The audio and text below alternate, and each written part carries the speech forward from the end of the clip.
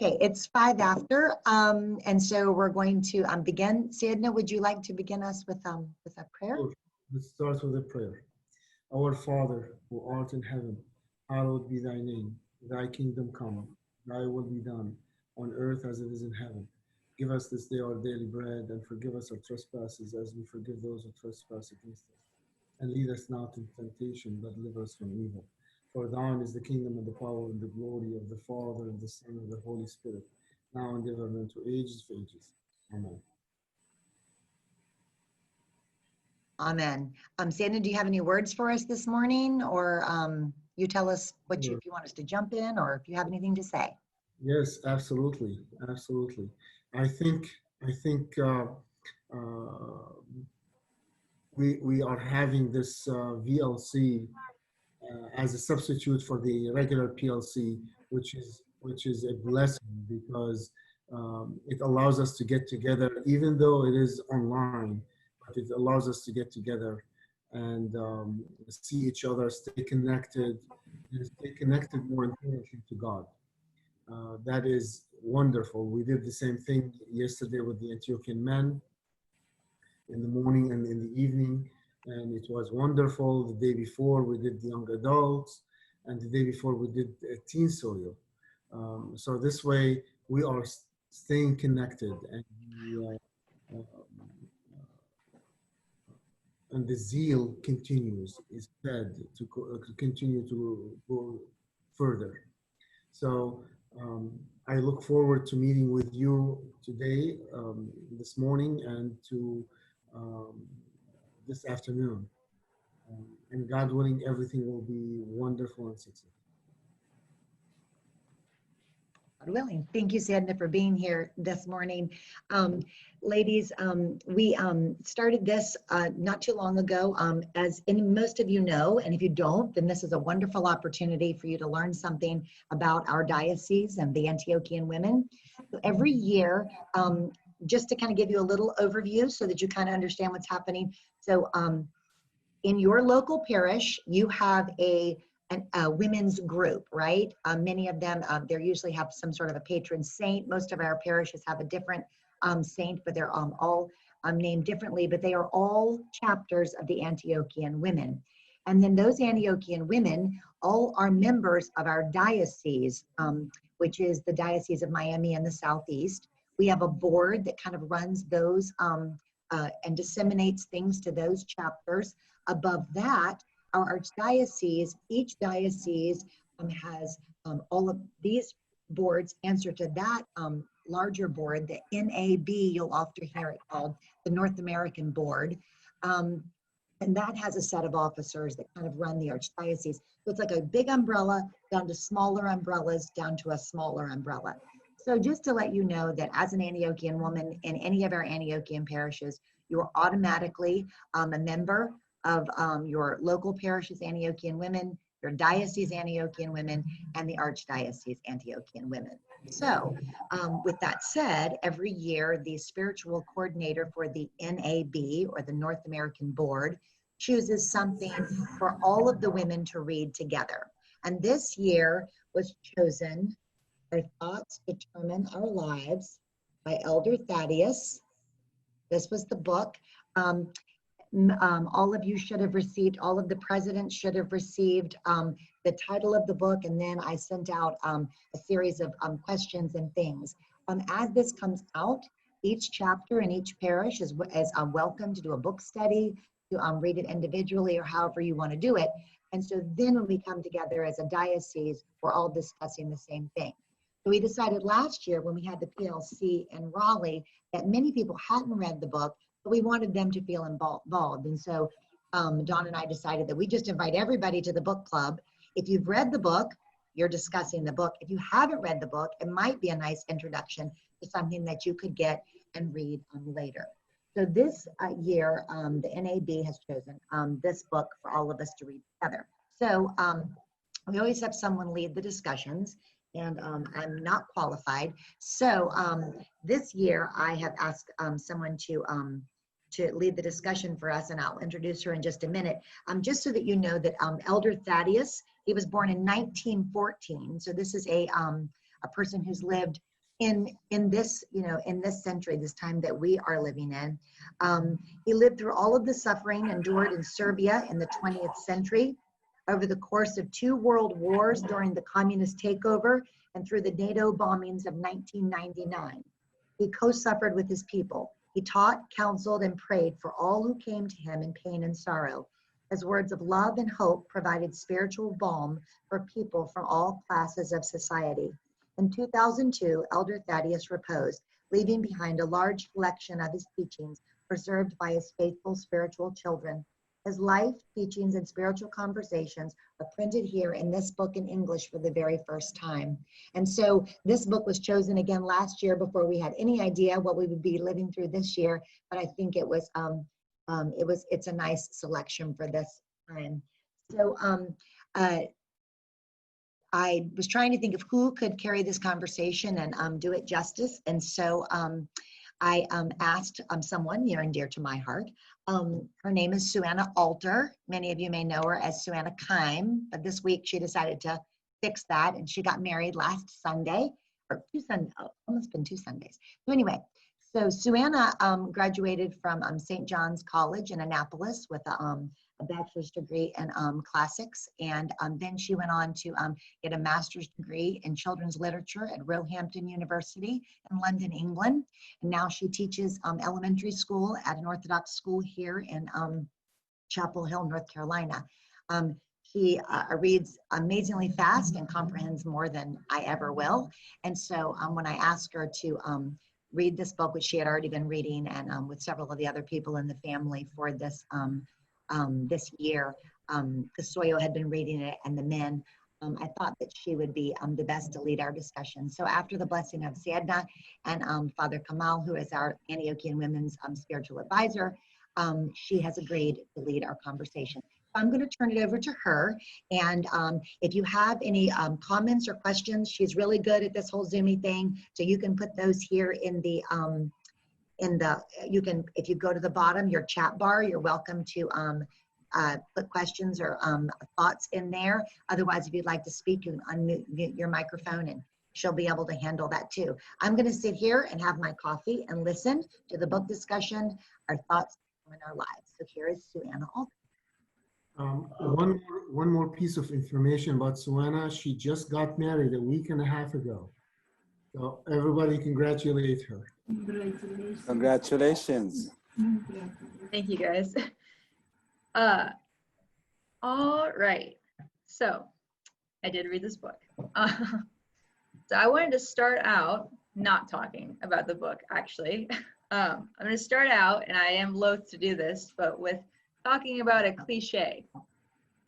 I don't love cliches, but oftentimes they're repeated so much because there's a lot of truth to them. So there's an old cliche in Orthodoxy that says, if it's not a paradox, it's not Orthodox. And I think we've probably all heard this when we're trying to understand the very complicated theological truths in our church. So a paradox is it's a problem, is what it is. A paradox is when you have 2 statements that seem to contradict, but they're both true at the same time. So for example, if I said the wall behind me is green, and one of you said the wall behind you is blue, and if we were somehow both correct, that would be a paradox, right? That would like blow our minds. We'd be like, how are they both true? And that happens a lot in the Orthodox Church. It happens a lot in our theology. I first ran into this phrase, if it's not a paradox, it's not Orthodox, when I was in high school and I was first trying to vocalize and explain our theology to my Protestant classmates and teacher. I actually wrote a whole essay called Connect the Docs, D-O-X, docs, which I thought was very clever, but didn't necessarily get a standing ovation from my classmates. So the easiest, I think, example for us to think about where there's a paradox in our theology is the statement by Paul in Corinthians, we preach Christ crucified, a stumbling block to the Jews and folly to the Greeks. So to us, right, the phrase Christ crucified, I mean, that makes perfect sense. That's what Christ came here to do, right? That's what the church has taught for the past 2,000 years. That seems self-evident. But we can see that to the Greeks and to the Jews, that didn't make any sense because their definitions of those words were wrong. So to the Jews, they looked at the phrase Christ crucified and they thought, that doesn't make any sense because Christ is this victorious, he's going to be this Messiah, he's going to lead us out of the Roman captivity, he's going to take us all the way down. It doesn't make any sense for the Christ to be crucified. He can't be the real Christ. This is a paradox for us. And it was the same thing for the Greeks. When we said our God died for us, Christ was crucified, all the Greeks said, that doesn't make any sense. The one thing a God can't do is die, right? If you actually read Greek mythology, it's crazy all the things their gods do and how human they are. The only thing they don't do is die. So when we say we preach Christ crucified, for them, that it was paradoxical. It was like saying one true thing and then another true thing and trying to hold them in this crazy tension. It just didn't make sense. And the reason it didn't make sense to them is because their definitions of those two terms were wrong. The Jews had the wrong definition of Christ. They didn't know that he was supposed to be a lamb led to slaughter. And the Greeks had the wrong definition of God. They didn't think of an all-loving creator who would become incarnate for us. So that's a paradox that we've all accepted and that we've all come to understand because our definitions of those phrases have changed. So to me, as a 12th grader, trying to explain these paradoxes, to me, I just felt like they were just true and they were just these two terms, and I would just hold them in my head like this, just really hard, and just try to like keep them both in my head, even though they didn't make sense to me. But I think the point of these paradoxes in theology is that the more you learn about them, the more you realize the reason why they don't make sense to you is because your definitions of one or both of those true things is wrong. So one that I think might make more sense to us, that's not as self-evident to us, I think even now, is the idea that Christ is fully man and fully God. When you try to explain that to someone who's not a Christian, I think that often that comes back on us and they say, well, do you even understand what that means for him to be fully man and fully God? And I honestly, for a long time, had to say, I don't know. I know that they're both true, but they're just, I'm holding them with this tension in my head and I'm just trying to keep them both. But the truth is that as I kind of got older and theology and everything started to open up to me more, I came to realize when I say Christ is fully God and fully man, the problem here, what I'm misunderstanding, is the word fullness. So when we think of something being full, we think of like a container filled to its max capacity. Then we try to apply that word to Christ and we're like, why doesn't it make sense? It doesn't make sense because Christ isn't a container that has boundaries. He cannot be filled to his max capacity. So there's something else about this word fullness that we're not understanding that's making these two statements seem contradictory, seem like a paradox. I think the best way to look at fullness in this sense that we're using it when we talk about Christ's two natures is to think about like a really good book. A book can be full just by having text on every page, right? That we've completely used up every page. It's full. But a really good book is full because it has a beautiful, full story with echoes of truth and life, and it's real, and reading it is an amazing experience. That's what I think of when I think of fullness now. It's full, that book is full because someone put their soul into it. That story was, there was a fullness there that was more than the sum of its parts. It's more than just being pages with text on them. And that's the kind of fullness we need to think about when we think about Christ being fully God and fully man. There's some sort of just a depth to it, a boundlessness of the soul and a boundlessness of Christ, not full like the way we think about a glass being full. So that's one that I think is a little more relatable, one that also tripped us up from time to time. So what I found as I was reading this book, it's going to keep popping in here, was that I was finding a lot of paradoxes. I was finding a lot of places where my definitions were wrong, and I had to grapple with that a lot. I found that I was wrong to consider my mind separate from my body. I was wrong to consider my mind separate from other people's minds, right? There's this whole divide between the physical and the mental and the spiritual that we always think about, and Elder Thaddeus beautifully lays out that's completely wrong, right? Our thoughts do influence other people's minds. Our thoughts do have all this power over us. And it's true. And my definition previously had been wrong. I was putting boundaries where they did not exist in reality. And as I was reading, I found more and more that there was this tension. I was holding two things he was saying that I knew were true, but I couldn't reconcile them. And the two things that I was holding was, number one, my thoughts affect the whole world. My sphere of influence and my power is boundless. I am, in some ways, incredibly important. And then his other statement that he kept on repeating is that we need to think about ourselves as lesser than all created things, a servant to all. We need to live humbly and meekly and just complete humility. And the fact that this causes tension in me, this idea of power and influence not making sense with this idea of being humble and meek, shows that my definitions are wrong. Once again, and I think the world around us too, has conflated this idea of having a large sphere of influence and having power with self-importance and with pride. And I think we can see this all the time whenever we look around us, especially if you look at social media. We listen to the people with the most followers, the people with the biggest sphere. We want to be trendy. We want to be vocal. We want to have more followers. We want to get more likes. We want to have more comments on our posts, right? And I mean, I think we've all done this, probably bragged like, that post did really well. I got 50 likes on that.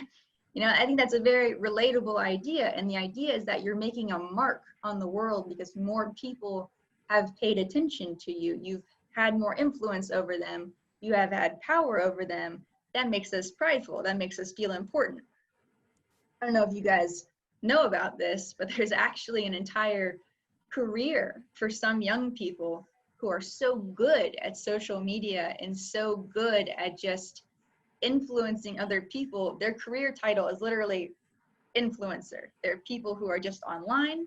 They have a lot of followers and they just influence people. That's their whole job. They influence their followers to buy brands that sponsor them, influence their followers to buy their content, which is it's just content. Like, it's hard to explain how they're just selling themselves and their own influence. And that does not lead to humble people. People with large spheres of influence that we see in the world, they hate to say it, but they're some of the most egotistical people you'll ever see. Because they feel this incredible power, it's this incredible rush. Every time you get 1 million views on your YouTube video, you feel like you've really made a difference. You've really been a part of these people's lives. It's this power and this pride. And then to hear Elder Thaddeus tell us that, first of all, I thought I wasn't a part of that, but I am. I'm not anonymous. I'm not someone who can hide their thoughts and feelings from the rest of the world. I'm just like all those influencers. I'm out there. My thoughts and feelings are determining everyone else's lives, but that I need to be humble about it, and that I need to see that not as a point of pride and self-importance, but that I need to be meek and understand that I am lesser than all people. And more than that, understand that more often than not, with my power, quote unquote, I'm hurting other people, right?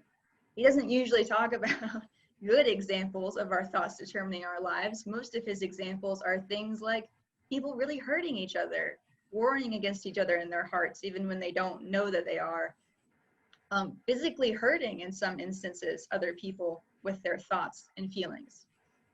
And so that proved to me, as I was trying to hold those two things in tension, that my definition is wrong. Having the power to influence others is not a point of pride. because it's a huge responsibility and because it can go so horribly wrong, several times in the book, they come to him, Elder Thaddeus, and they say, I have all this responsibility, I have all these burdens, it's too much for me to bear. And he says, you're right, it is too much for you to bear. It would be too much for anyone to bear. That's why we have to lean on Christ. So that's, I think, where the humility angle begins to make more sense with this idea of seeing ourselves as so influential. The idea that this influence is a responsibility and a burden, and the only way we can bear it and not continually harm the people around us is if we lean on Christ. And that makes us humble to realize that we don't have the strength to even bear the capacity, like the one thing that we're really, really good at, like being a thought apparatus, is something that we need help with. We need help from Christ to do that. It's not a power to be crowed about, it's a responsibility and a burden. And I think that this in particular really applies to women, because I think that a lot of people look at our church and they say to us, I've personally been told this by young friends of mine, don't you think your church is really oppressive towards women because women don't have any power or influence in the church? And kind of in a way, I understand what they're saying, right? I'm not able to decide when my church reopens, right? That decision is going to come down from a lot of men, not me. And that is true. I'm not writing decrees. I'm not determining how our church services are going to go on a day-to-day basis. But I think Elder Thaddeus's point is that even the lowest layman has a great deal of power and influence all throughout the church. He says even if there was just one person in each family who would pray and have good thoughts, pure thoughts, godly thoughts, our entire nation could be healed. If there was just one person in each company who lived that way, there would be harmony. If there was just one person in every church who truly prayed and had good and godly thoughts, think of what we could accomplish. So I think to look at ourselves as women and think to ourselves, we don't have seemingly that physical idea of power. That's really not true. We have our thoughts, we have our everything about our being is incredibly influential and powerful, but that doesn't mean we should be prideful about it. That means we should be humble and meek. And I think our best example always as women is the Theotokos. And Elder Thaddeus writes beautifully about St. Dionysius going to visit the Theotokos while she was still alive. And St. Dionysius said about it that if he had not already known there was a God, he would have thought the Theotokos was God, because of just how beautifully she was filled with this godly energy and just the peace that she radiated all around her. And she, in that way, I think is just a perfect example for us, because she clearly completely does what he says, right? Her thoughts had a real physical impact on St. Dionysius as soon as he came into the room. But we never, like, Theotokos didn't go to any church councils, right? She didn't write any gospels. We don't have anything written down from her. We don't have any decrees or anything. There's no theology that she did like that. But the way that she lived her life clearly had such an impact on the apostles and had such an impact on those early church fathers that it's a perfect example for us of how to responsibly and with the help of Christ use the power and influence of our thoughts to appropriately help our church and help those around us. And that's what I got. So that's the end of my spiel that I wrote down. If anyone has any questions or further thoughts on anything that I said, I would love to discuss it with you. Trying to check the chat, but. Can I add something, Sueanna? Sorry, what? Can I add something? Yes, of course. What Sueanna said is true, but there is, in addition to it, women are not powerless. Actually, the Theotokos did influence even Jesus. in his um, human nature. Um, Women influence their sons, their daughters, right? And through that, the hierarchs run the church, right? Basically, um, uh, yes, maybe the metropolitan is the one who sends the directives and allows the churches to be open and so on, but he was influenced to a great deal by his mother when he was being brought up. So those are real influences. And as you may or may not know, the first 5 years, actually the first 3 years of the person's life is what shapes his or her personality. And those 3 years usually are spent mostly with the mother. So the mother has a tremendous amount of influence. It might not be direct in terms of opening the church or affecting the shape of the liturgy or so on, but there is a tremendous amount of influence that is done by women over their children, which is a good thing, because that's what shapes really the church. Imagine women are not shaping their children's life in the direction of the church. What would happen to the church? The churches, the parishes will be empty. So yes, our society says you have to have power by ordering people or by affecting people in a direct way. But that's our secular society. The church tells us that men and women do have equal, they are equal in the church, but they have different roles. And one can affect the church by affecting the children more than the fathers. And the other one can affect certain people who are called to do this by God, can affect the church in that way. Just to add to what you said, Sueanna.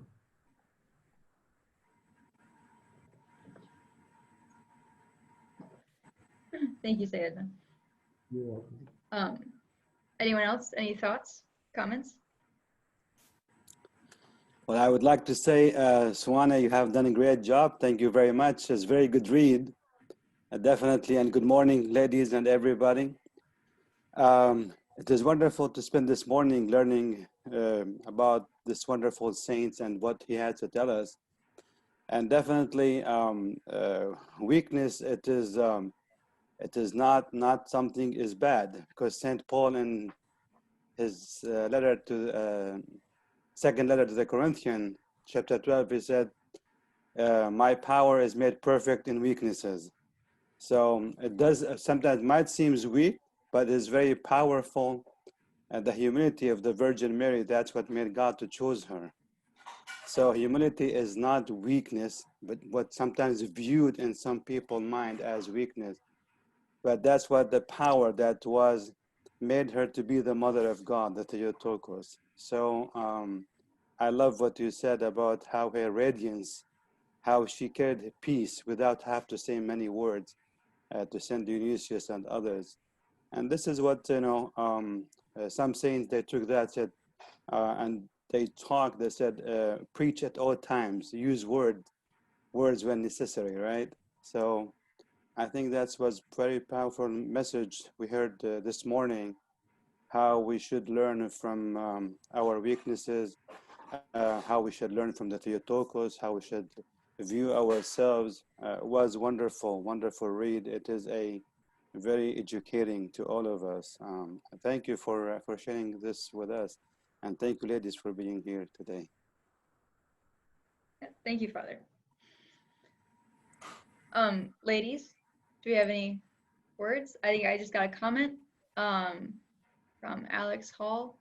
Women have the most important job. No matter what other job we have, women raise the children. Civilization, not just the church, depends on us to raise godly children. And that's definitely true. I think that when we look around our situation right now at large, we're seeing a lot of the effects of how people have raised their children, not just in the church, but I think in a lot of things that are going on right now. So definitely true. Godparents as well, I think, have a lot of influence on that. A goddaughter recently asked about women in the church, so this will be good for me to share with her. Excellent. This is being recorded. This will be able to be shared in the fullness. I think next week. So that would be great. Good. And tell your goddaughter that she should be in the women's group because it's awesome. I don't have anything else in the chat. Would anyone like to? I'd love to hear your lovely voices. I'd like to say something quick. I feel like Elder Thaddeus would completely approve of COVID pandemic and the fact that it has made us really center on what's important in our life. I've never had such a personal longing to be inside my church and such joy when I was able to stand there. It doesn't matter if I was, 6 feet apart from other families and had a mask on. I could smell the incense. I could hear the chanters and the filling up my soul.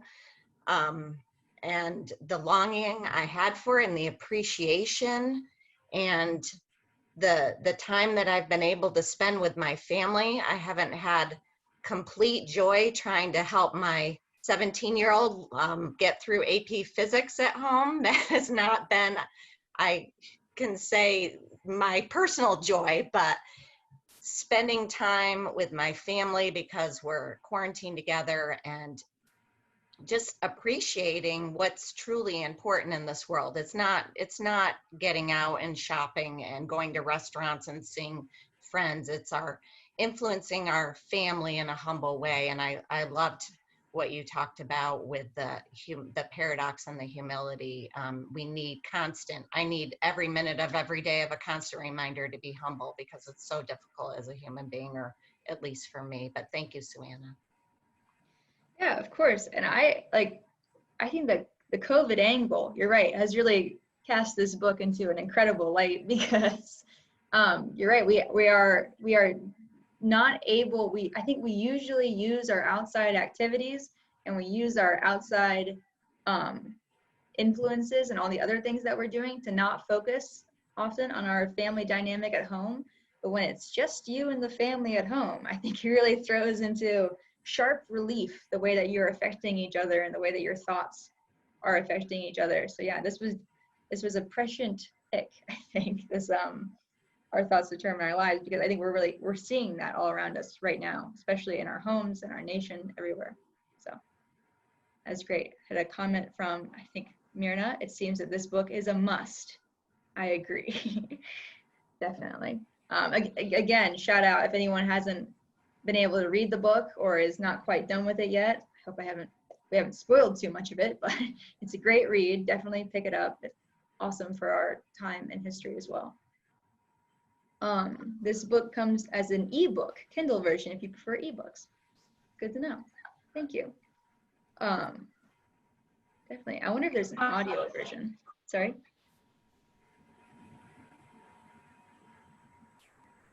Was that somebody with a comment? Yes. Can you hear me? I can hear you. This is Shamasi Anastasia from Wilmington, North Carolina. And I wanted to share that during this COVID situation, I have 5 children, and 2 of them had to come back from college and stay, and they've been here for 3 months. And I was reading that book, and he kept talking about serving and serving and serving, and as a mom of older children, and now they're back home, and now I'm cooking again, and my grocery bill is going up, and We turned our garage into our son's art studio. His words, Elder Thaddeus's words, kept coming back to me, that really the only thing we're created to do is to serve others and to become Christ-like, but to serve others. And I kept thinking, serve, serve, serve, serve, serve. And now we're hitting the 3-month mark, and it's really helped me to see that that's a very important thing, is to serve others, but also with my right motive. And that's what Quiet Times in the Morning is helping me do. So thank you so much for sharing, and congratulations on your marriage. Thanks. Yeah, I'm just now getting into the serving part of my life. So this is definitely. And it's the most important. It's the most important thing that we do as women in the church. We're setting that example, and we have the hospitality abilities and all these amazing things that we can do, and reach out to others. Thank you. I'm gonna try. I'm being a bad girl. I'm actually driving. So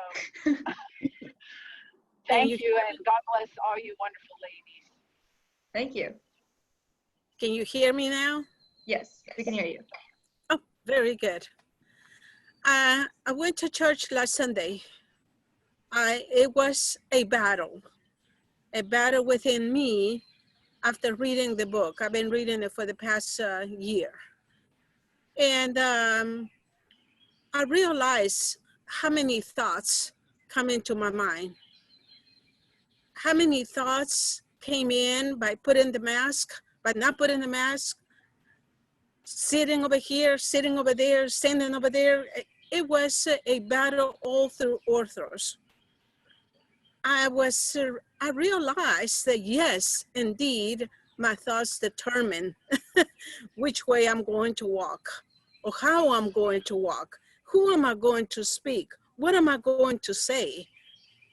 I realized that the influence of my own thoughts approaches everyone either with fear or either with some trepidation as to what I'm going to say, what do I look, my face, my gestures, everything.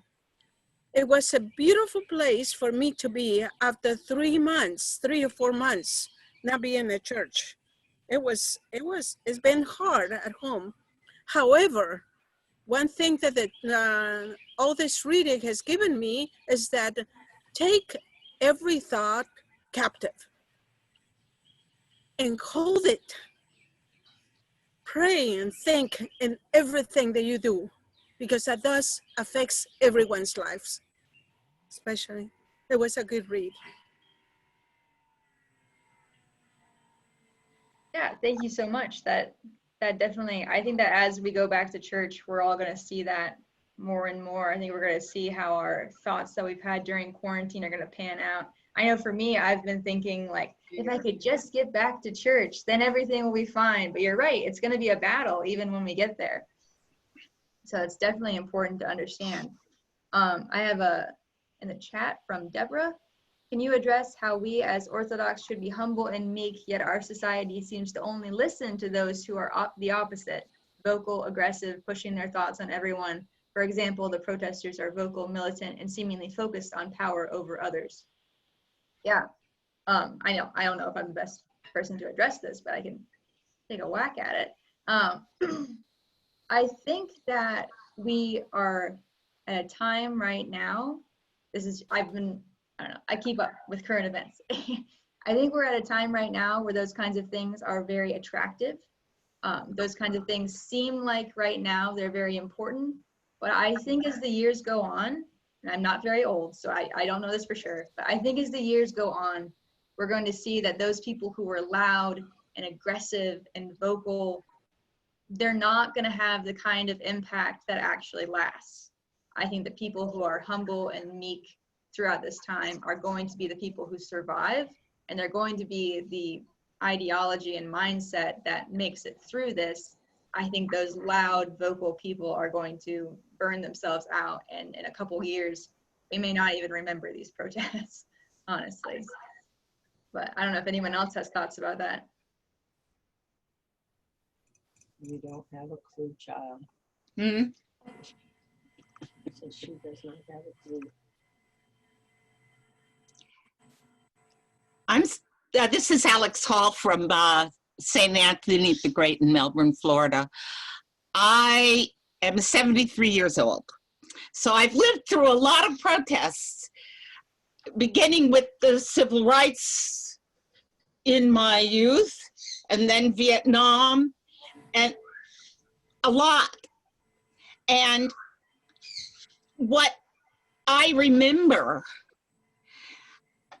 and a lot of these protests were loud, and some of them were humble, as Dr. Keim's teachings were. What changed us the most? I think it was Dr. King's teachings. He was a godly man.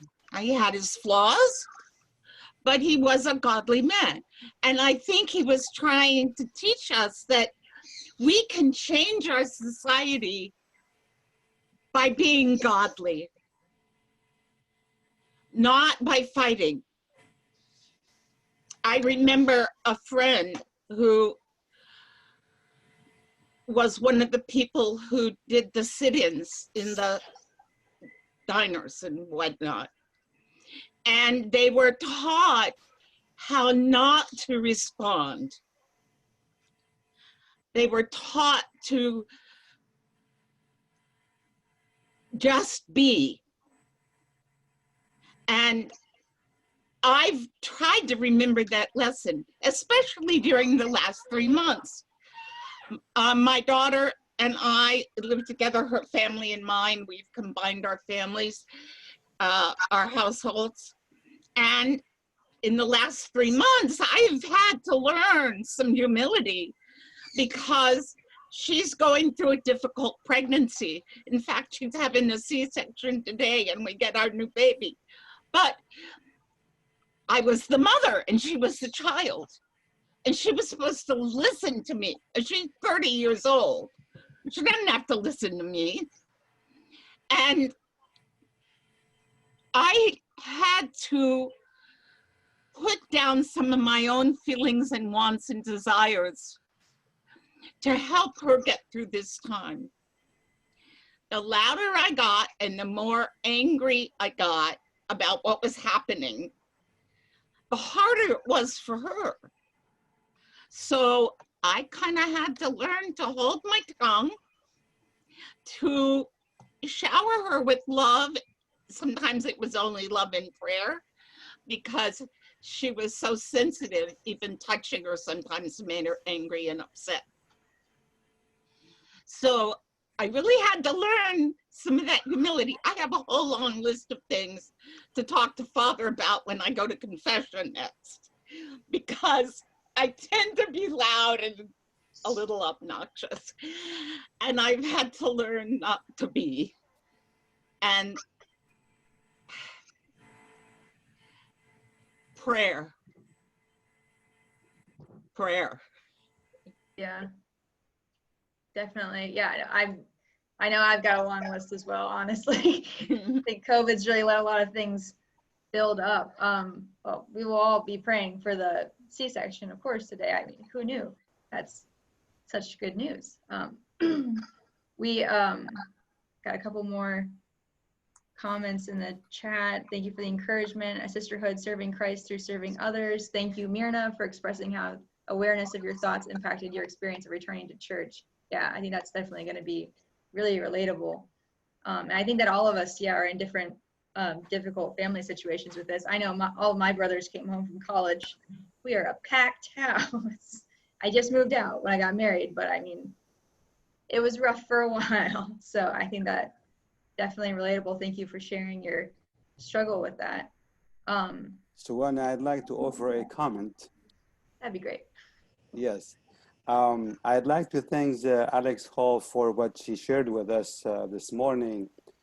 And we as Christians, in regard just for to answer the question that was asked regarding the opposite and vocal aggressive confrontation lately, we Christians have responsibilities.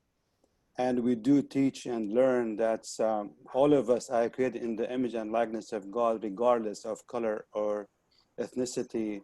So therefore, we are to encourage and support this cause, because today this person is oppressed, next time I'll be oppressed by the opposite, because the abused become abuser. This is the rule. So we don't want to tolerate violence on any side of the spectrum.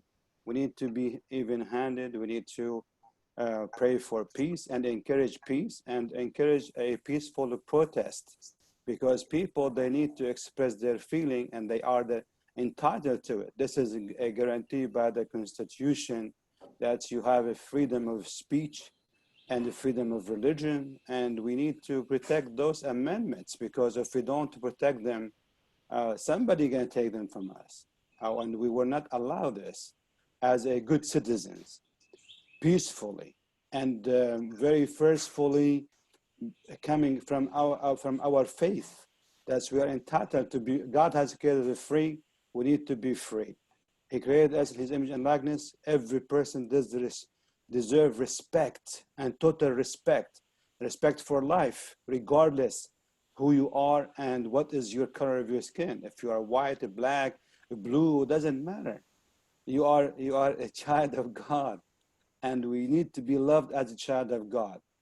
We don't condone violence, but we encourage a freedom. We don't encourage violence. We encourage love and communication. Good communication will bring peace, and we need to do that. We should not stand silent, because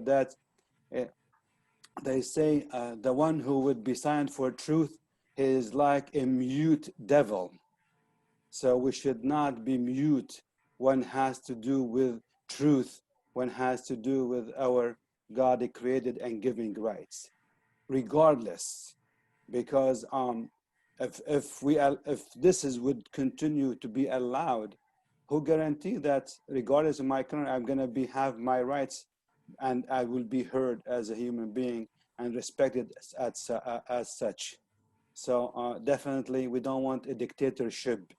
We want a loving, caring, democratic society, because this is the country what is known for. This is the greatest of this country comes from democracy, not from dictatorship, not from martial law. Law and order are required, but not to be oppressed because you're going to express your opinion. Those are my thoughts. Thank you. Thank you very much. We have one last thing in the chat. Oh, never mind. We have two more things in the chat. Korea Barbara said, the book begins with a quote from St. Isaac the Syrian, make peace with yourself and both heaven and earth will make peace with you. Very true, very helpful for this, what we're talking about. I just also want to add to what Father Kamal said. I found it really helpful in the book when Elder Thaddeus defined freedom as freedom from the tyranny of our thoughts. Think about freedom kind of next level like that. Very, very helpful. Bishop Nicholas said in the chat, Jesus was quiet in many cases, did not defend himself, but very loud when he taught quietly and humbly. Leadership is not being loud, even though our society professes that. Leadership in terms of being listened to is presenting ideas to solve actual issues, even quietly. Great. And Kate has loved seeing everyone's faces this morning, and so have I. So that's really great. I think I'm going to pass it off to... Thank you, Sueanna, so much. While she was talking, Dawn texted me, and we were talking back and forth, and she said she felt very humble because she taught Sueanna kindergarten Sunday school at All Saints, and I said I think Sueanna is today because of Dawn. So I just want y'all to know that's probably the influence. Her thoughts determine her life. So anyway, so I will say this, if you haven't gotten the book, we'll show you one more time. It's Our Thoughts Determine Our Lives, the teachings and life of Elder Thaddeus. It is available, as we found out now, on an ebook and a paperback. And so if you haven't read the book, please do so. Do look forward. the NAB will be choosing another book after the PLCs all get over, or the time. We'll choose another one. So look for that email from the president of your Antiochian Women's Group so that you can also be reading with us. That gives us a sense of community, not only in our archdiocese, but our diocese and all the way down to our parish level. The more things we're doing together, even though we're not together, I think discussing that our thoughts determine our lives and our influence, that that we are connected. We're not only connected through the Eucharist, we're connected through our worship, and we're also connected through things that we do together. So please look for the next book that'll be coming. I'll make sure that I get that out to you as soon as we have it. I want to thank all of the ladies. We have 45 participants, or maybe more, as Sueanna said. If there's more people on a screen today at our book club, that's a huge group, and I appreciate all of you being with us. I want to again say a thank you to Sueanna for reading the book and remembering what was in it, being able to talk to us about it. Thank all of the ladies for their comments. Remember, if you want to take the book and do it as a book club in your parish with the ladies or anyone, that's a wonderful idea. Thank you, Keim, Father Keim, for being here with us and giving us your thoughts. He also is coming to us from space. He and Sayedna. I have to match Sayedna. I know, exactly. I'm just like in the den, and the two of them are in the heavens. Just lets you know. All right, ladies, we will meet tonight at 7 o'clock Eastern time. Your Zoom link is on that email. So please make sure you're there. Lara is going to give us, I think, a great interview, very inspirational. I will tell you, two of the planks for my president platform is, one of them is involving our younger women and our Antiochian women. And I think we did that today by having Sueanna with us. And the second one is recognizing, acknowledging, and encouraging our clergy wives. And so we'll be able to do that tonight. So thank you all for being here. Sueanna, do you have any final thoughts or things to say before we go? Yeah, I have an observation about what Sueanna did and what Sueanna said. If you don't know, Sueanna is a teacher. And the way she presented it with such an incredible introduction about paradox puts it in perspective. Sueanna is active in more than just the women. She's active in the Camp Santa Claus. She's active. She's the president of the young adults in the diocese. So she knows what she's doing. And I thank her so much for putting all of this together. God bless you, Sueanna. Thank you. Thank you. Thank you very much. All right. Thank you, ladies. And I'll see you all tonight at 7 o'clock. Thank you, Sueanna, for being here. And we'll see you then. Okay? All right. We'll see you then. Bye-bye.